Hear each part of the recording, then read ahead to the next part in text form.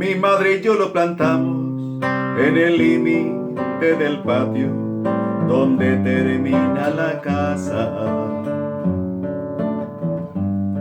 Fue mi padre quien lo trajo, yo tenía 5 años y él apenas una rama.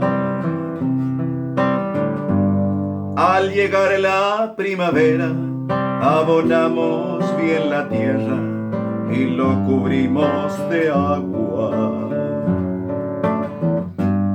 Con trocitos de madera hicimos una barrera para que no se dañara. Mi árbol brotó, mi infancia pasó y hoy bajo su sombra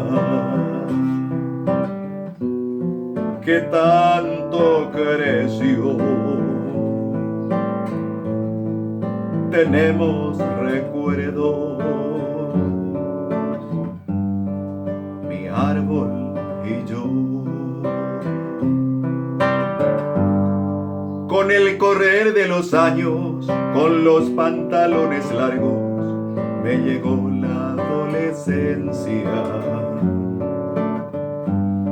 Fue a la sombra de mi árbol una siesta de verano, cuando perdí la inocencia. Luego fue tiempo de estudios, con regresos a menudo, pero con plena conciencia, que iniciaba un largo viaje, solo de ida al pasaje, y así me ganó la ausencia. Mi árbol quedó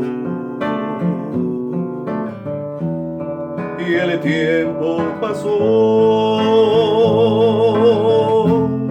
y hoy bajo su sombra que tanto creció.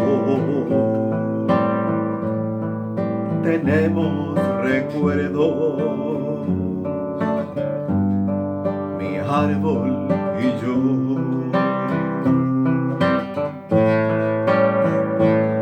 Muchos años han pasado y por fin he regresado a mi terruño querido. Y en el límite del patio, allí me estaba esperando, como se espera un amigo. Parecía sonreírme, como queriendo decirme: mira, estoy lleno de nidos. Ese árbol que plantamos hace 20 y tantos años, siendo yo apenas un niño. Aquel que brotó y el tiempo pasó, mitad de mi vida con él se quedó. Hoy bajo su sombra que tanto creció. Tenemos recuerdos,